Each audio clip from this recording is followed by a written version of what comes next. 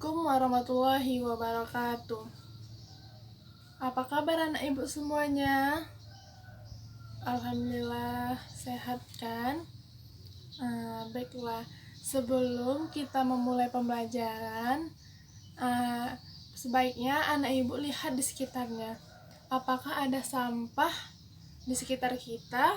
Jika ada, tolong dipungut dan dibuang ke tempat sampah ya. Nah, dan juga kursi dan meja yang tidak rapi dirapikan kembali agar pembelajaran kita terlaksana dengan lancar dan nyaman.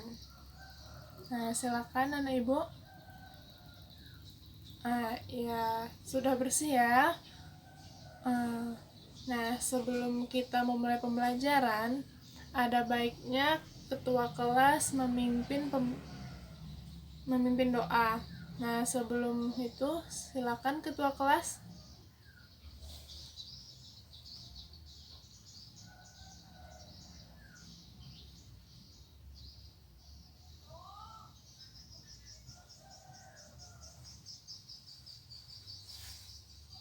Ya, pada hari ini kita akan membahas mengenai sistem peredaran darah.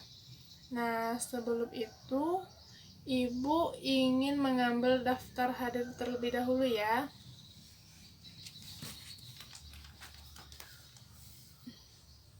Baiklah, yang pertama, Titania hadir. Kemudian Jilan hadir. Ica hadir. Elsa hadir. Ainaya hadir. Kemudian Ella. Alhamdulillah ya, hadir semua kita hari ini ya. Nah, Ibu harap semoga kita dapat mengikuti pembelajaran sampai akhir semester ya. Nah, sebelum kita lanjut pembelajaran hari ini, Ibu ingin membahas materi minggu lalu. Nah, materi minggu lalu itu mengenai sistem gerak. Nah, sistem gerak yang kita bahas kemarin itu mengenai rangka tubuh manusia. Nah, kemudian tulang penyusun rangka, hubungan antar tulang, kelainan yang terjadi pada tulang, dan sistem otot manusia.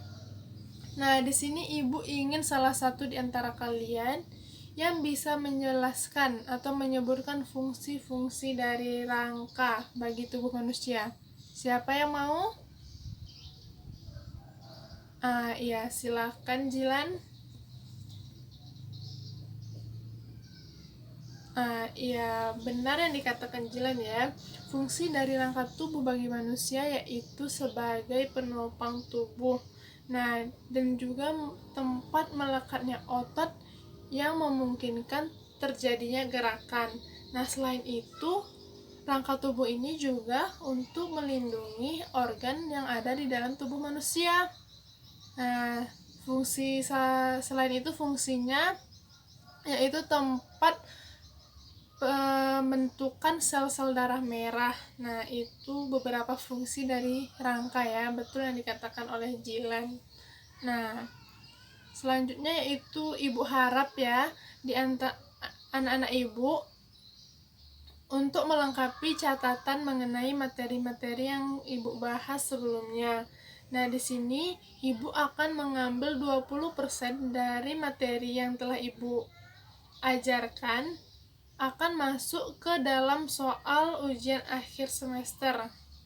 Untuk ujian sekolah ya, ujian semester. Nah, jadi Ibu harap anak-anak Ibu semua untuk melengkapi catatannya agar dapat menjawab pertanyaan di akhir semester. Nah, selanjutnya Ibu akan menjelaskan atau menyebutkan mengenai tujuan pembelajaran kita hari ini ya, mengenai sistem peredaran darah. Nah, yang pertama yaitu setelah mengikuti pembelajaran, Ibu harap anak-anak Ibu semua dapat mengetahui pengertian sistem peredaran darah dan juga struktur sistem peredaran darah, kemudian fungsi darah dan komponen yang ada di darah, Yang keempat yaitu mengetahui organ dalam sistem peredaran darah. Yang kelima, dapat menjelaskan proses pembekuan darah. Dan yang terakhir, dapat menjelaskan penyakit gangguan sistem peredaran darah. Nah, jadi semoga kita dapat memahami semua materi yang akan Ibu jelaskan hari ini ya. Nah, baiklah anak-anak Ibu, kita lanjut pada pengertian sistem peredaran darah ya. Nah, sistem peredaran darah ini juga dikenal dengan sistem kardiovaskular. Nah, siapa yang di sini bisa menjelaskan apa pengertian dari sistem peredaran darah? Iya, silakan Elsa. Iya, betul ya yang dikatakan Elsa. Nah, sistem peredaran darah ini merupakan suatu sistem pada organ tubuh manusia yang berguna untuk menyalurkan berbagai zat dari dan menuju sel. Nah, selain itu, sistem peredaran darah ini juga memiliki fungsi dalam keseimbangan pH tubuh dan suhu tubuh kita. Nah, dapat anak Ibu ketahui bahwa sistem peredaran darah ini sangat penting loh bagi keberlangsungan hidup manusia. Nah, siapa yang tahu apa alasannya? Iya, silakan Titan. Iya, betul yang dikatakan Titan. Sistem peredaran darah ini penting karena dia juga menjaga keberlangsungan metabolisme yang ada pada tubuh kita. Nah, dengan adanya sistem peredaran darah ini, hasil dari makanan atau zat makanan yang dihasilkan oleh sistem pencernaan akan disalurkan melalui darah. Nah, melalui darah ini akan didistribusikan ke seluruh tubuh.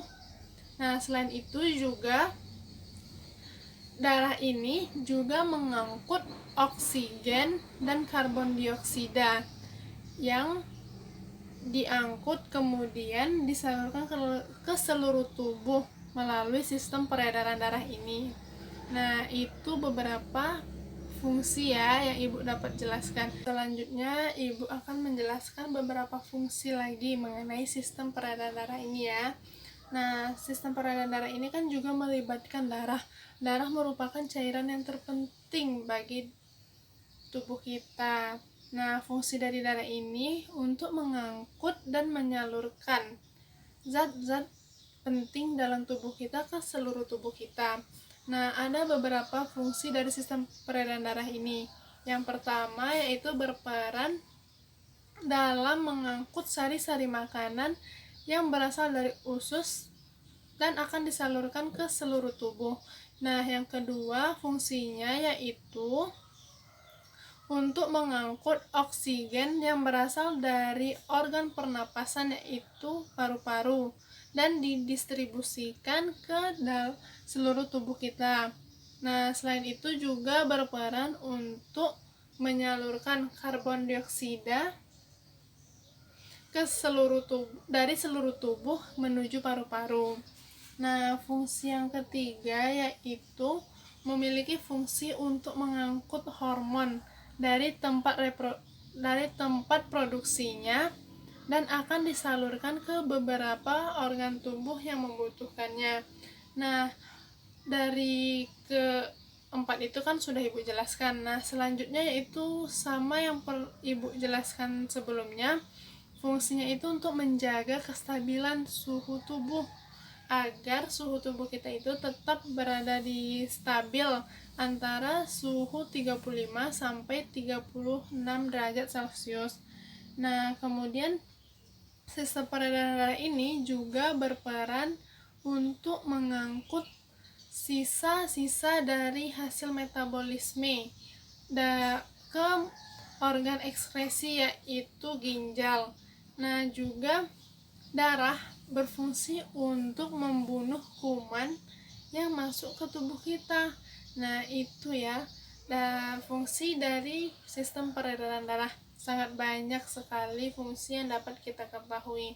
Anak-anak ibu juga boleh mencari di berbagai buku sebagai sumber bacaannya. Sampai di sini, apakah paham materi yang ibu sampaikan? Baik, jika ada yang bingung silahkan ditanyakan ya, agar kita tidak ketinggalan materinya dan anak-anak ibu dapat memahaminya dengan baik. Nah, selanjutnya kita akan masuk ke organ penyusun sistem peredaran darah. Nah, dalam sistem peredaran darah ini ada 3 organ yang terlibat. Yang pertama yaitu darah, pembuluh darah, dan yang ketiga jantung. Nah, terlebih dahulu kita masuk dalam darah ya. Nah, darah ini merupakan bagian yang terpenting dalam sistem peredaran darah. Nah, setelah ibu sebutkan kan, darah ini mengangkut dan menyalurkan karbon dioksida dan oksigen ke seluruh tubuh, baik itu hormon, nutrisi, dan senyawa lain.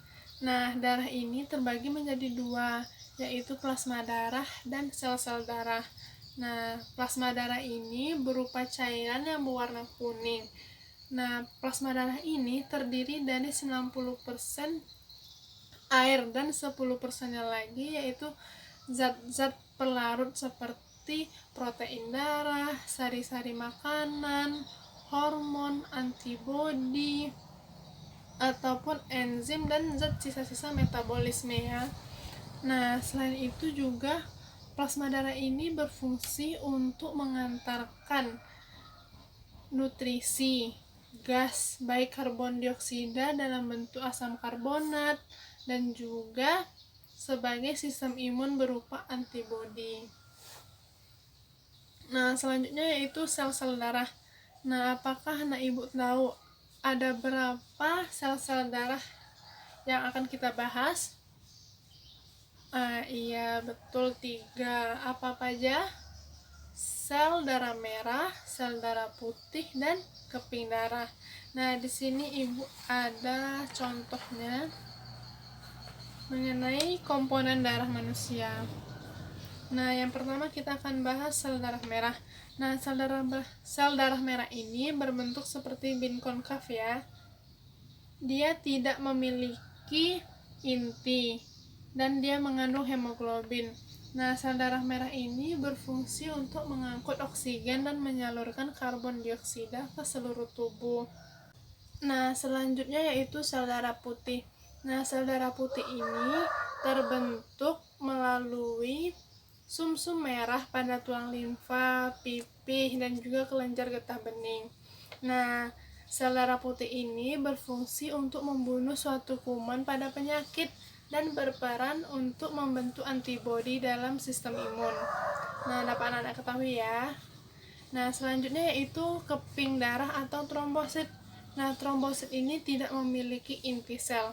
Dia berperan dalam proses pembekuan darah ya, jika terjadi luka. Nah, ibu akan menjelaskan proses pembekuan darah yang terjadi. Nah, dapat anak-anak ibu ketahui, jika kita terjadi luka, maka trombosit ini akan mendekati luka. Nah, kemudian trombosit ini pecah dan mengeluarkan trombokinase.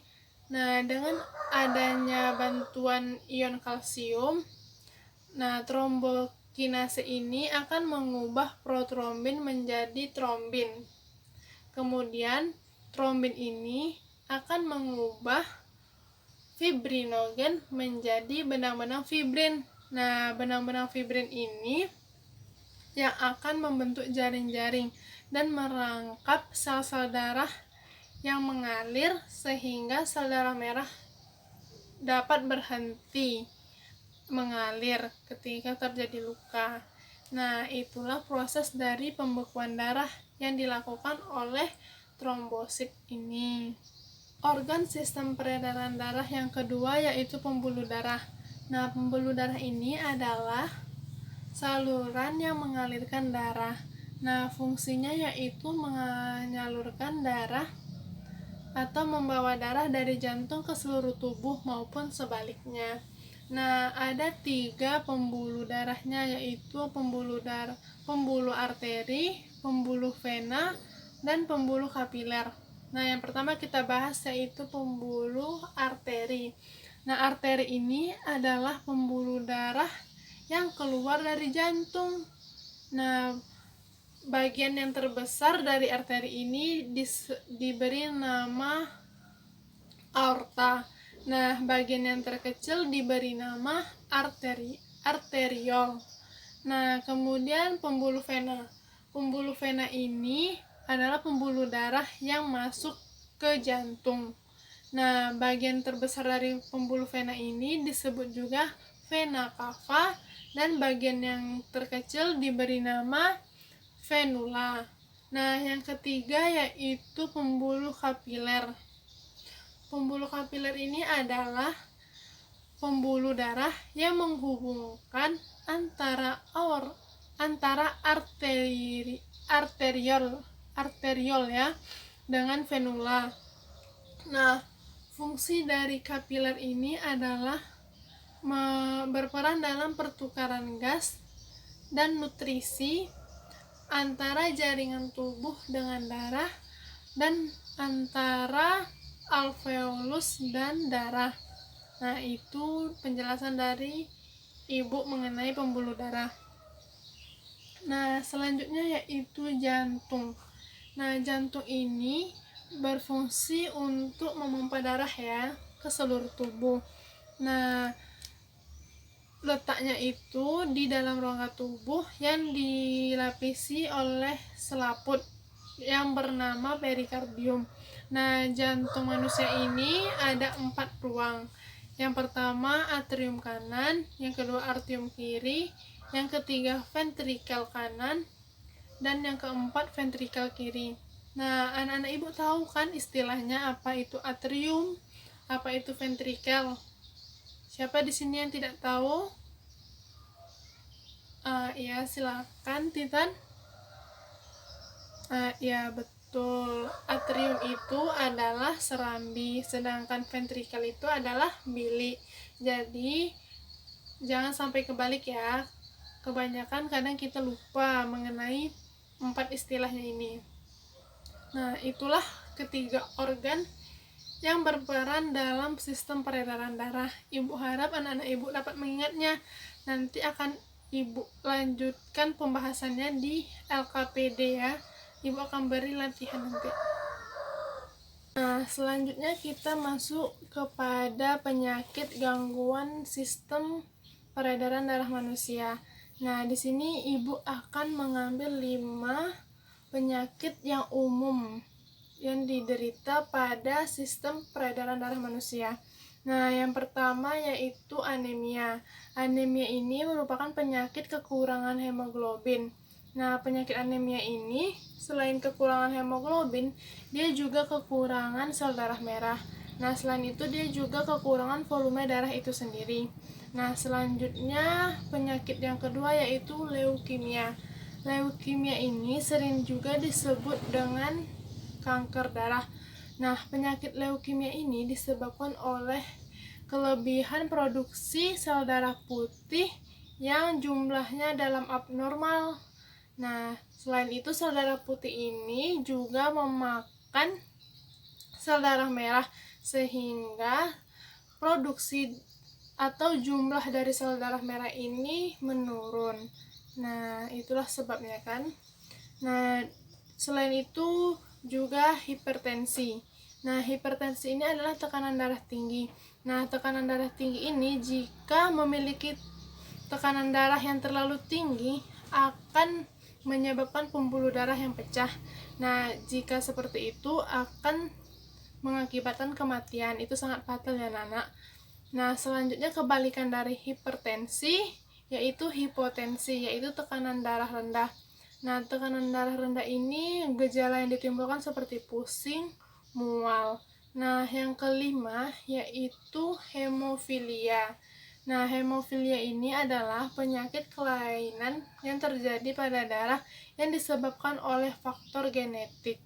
Baiklah, di sini Ibu sudah menjelaskan mengenai materi peredaran darah, sistem peredaran darah ya. Nah, Ibu harap anak-anak Ibu semua dapat paham mengenai itu. Nah, untuk pembahasan lebih lanjut agar anak-anak Ibu lebih paham mengenai sistem peredaran darah, nah Ibu akan membentuk kelompok diskusi. Nah, di sini beranggotakan 3 kelompok. Nah, Ibu akan membaginya. Nah, setelah itu silahkan bahas di kelompok masing-masing. Boleh menggunakan sumber dari buku sekolah ataupun buku yang ada di perpustakaan ya. Nah, baiklah, Ibu akan membagikannya. Nah, kelompok pertama Titania dan Jilan. Nah, kelompok kedua yaitu Elsa dan Ica. Nah, kelompok 3 yaitu Ainaya dan Ella ya. Nah, Ibu akan beri waktu selama 20 menit. Nah, setelah 20 menit kembali lagi ke kelas dan kita akan mendiskusikan dan menjawab pertanyaan dari LKPD ini. Nah, ini Ibu kasih. Nah, silakan jawab ya. LKPD ini Ibu buat hanya isian singkat saja, tidak banyak. Nah, di sini anak-anak Ibu dapat lebih memahami mengenai sistem peredaran darah. Nah, ini Ibu kasih ke siapa? Ya, ini dia. Nah, baiklah, silahkan mengerjakannya dengan tertib ya, tidak ada yang ribut. Nah, baiklah, waktunya sudah habis ya untuk diskusi. Di sini Ibu akan mengelot kelompok yang akan tampil. Nah, yang pertama yaitu kelompok 1. Nah, silakan.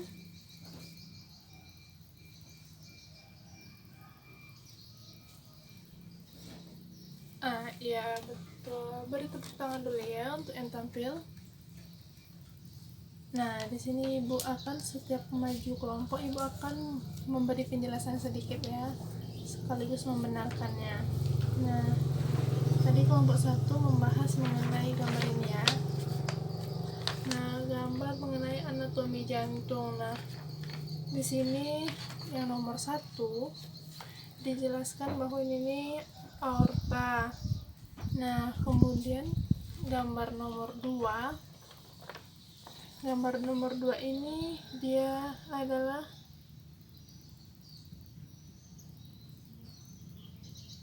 arteri pulmonalis ya, arteri pulmonalis.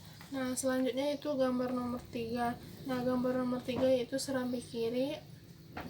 Kemudian yang gambar nomor 4 yaitu bilik kiri ya. Nah, yang nomor 5 yaitu bilik kanan. Kemudian yang nomor 6 serambi kanan. Nomor 7 yaitu katup pulmoner. Nah, yang ke-8 yaitu vena cava superior. Nah, jadi ini perlu diingat-ingat lagi anak-anak Ibu.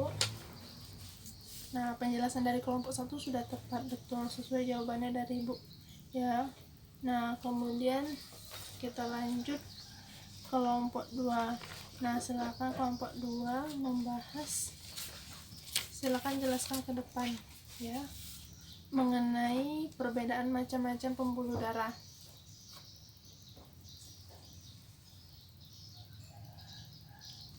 Iya, terima kasih kepada kelompok 2 atas penjelasannya. Nah, di sini Ibu akan meluruskan lagi penjelasan mengenai perbedaan macam-macam pembuluh darah ya.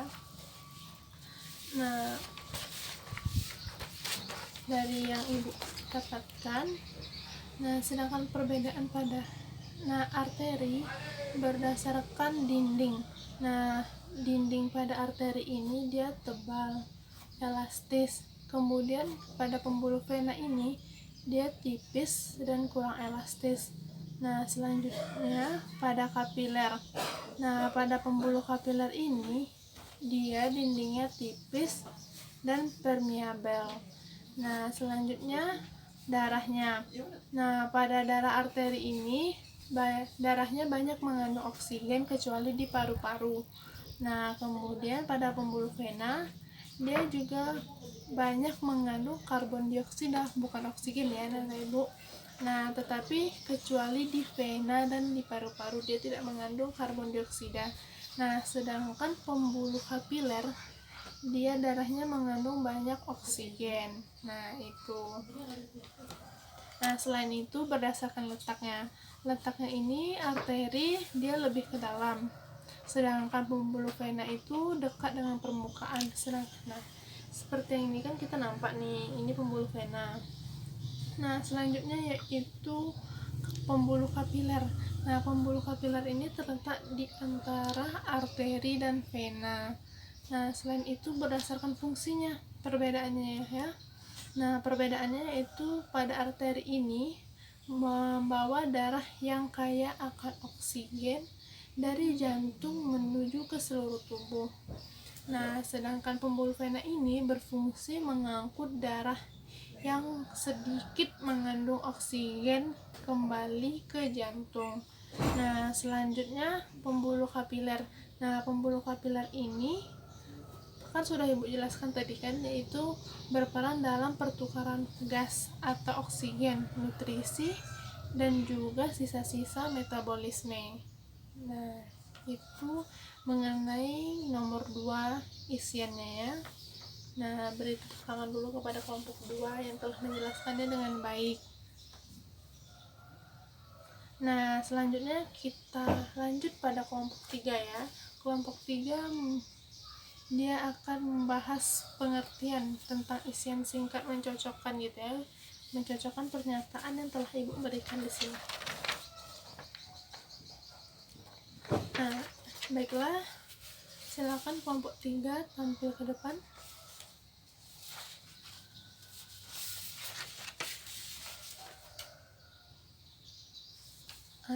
Ya, terima kasih kelompok 3 atas penjelasannya. Betul, itu sudah tepat semua ya. Perlu Ibu ulangi lagi? Ya, silakan catat ya.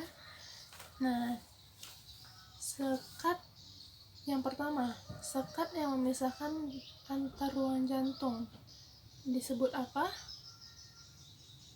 Ya, betul, septum. Betul kan? Itu yang dijelaskan tadi sama kelompok 3. Nah, kemudian arteri yang besar dekat jantung. Nah, tadi Ibu sudah jelaskan kan apa namanya? Aorta atau arteriol. Ya, betul, arteriol. Salah. Kok arteriol?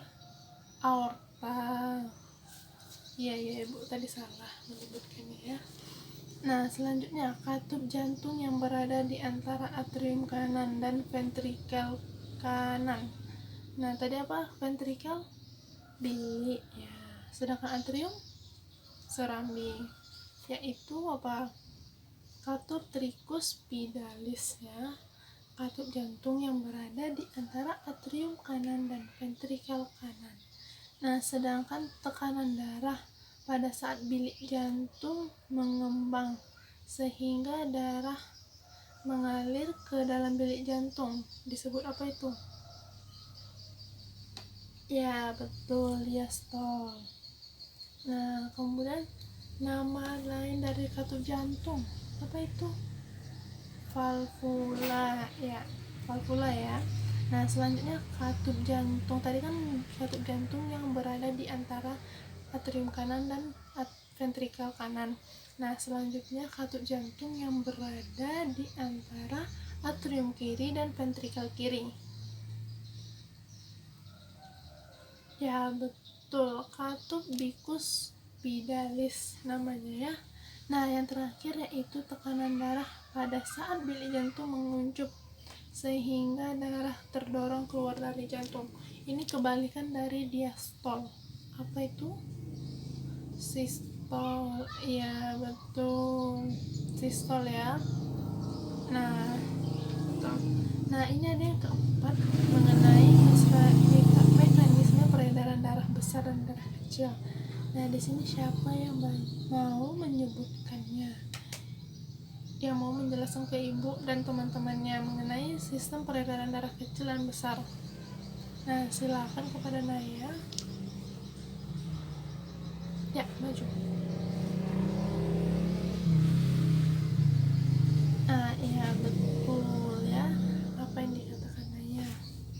sistem peredaran darah besar itu dari ibu yang baca di sini sumbernya dari bilik kiri menuju ke aorta, kemudian ke arteri lagi.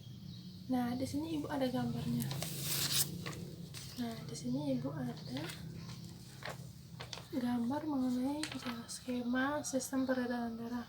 Nah, di sini peredaran darah dari bilik kiri, yaitu dari sini, kemudian menuju aorta. Nah, selanjutnya ke arteri, kemudian ke arteriola. Nah, dilanjutkan ke pembuluh kapiler dan ke vena pulmonari atau venula juga.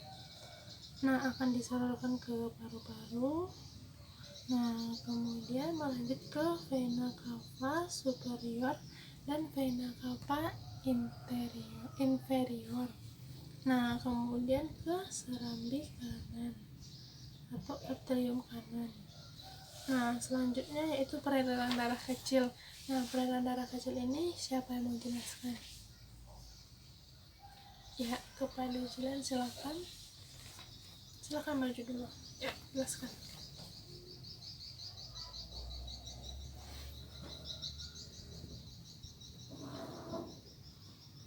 Nah, iya betul yang dikatakan Jilan mengenai sistem peredaran darah kecil. Nah, sistem peredaran darah kecil ini dari bilik ventrikal kanan atau bilik kanan ke arteri pulmonalis atau pulmonari ya di sini. Nah, selanjutnya itu ke paru-paru, kemudian dia ke vena pulmonari dan akan dialirkan ke atrium atau serambi kiri. Ya, itulah penjelasan mengenai LKPD yang tadi telah ibu berikan ya. Nah, ibu harap penjelasan ini dapat menambah wawasan anak-anak ibu semua mengenai sistem peredaran darah. Nah, baiklah, setelah kita menyelesaikan diskusi kelompok, alhamdulillah berjalan dengan lancar ya. Nah, ibu harap tidak lupa untuk melengkapi catatannya mengenai penjelasan sistem peredaran darah tadi. Nah, di sini ibu akan memberi tugas atau untuk anak-anak ibu semua membaca terlebih dahulu sebelum kita masuk materi minggu selanjutnya, yaitu mengenai sistem limfatik ya. Di sini ya, betul, sistem limfatik. Nah, ibu harap anak-anak ibu dapat membaca dan mencatat poin-poin penting mengenai sistem limfatik. Nah, minggu depan ibu akan cek kembali catatannya. Nah, di sini materinya sudah ibu sampaikan sampai mengenai penyakit gangguan sistem peredaran darah. Ibu harap ilmu yang ibu sampaikan dan telah kita pelajari dapat bermanfaat untuk kedepannya. Nah, mohon maaf apabila ada kesalahan yang telah ibu lakukan dalam penyampaian kata atau ada membuat kalian tersinggung. Nah, ibu akhiri, wassalamualaikum warahmatullahi wabarakatuh.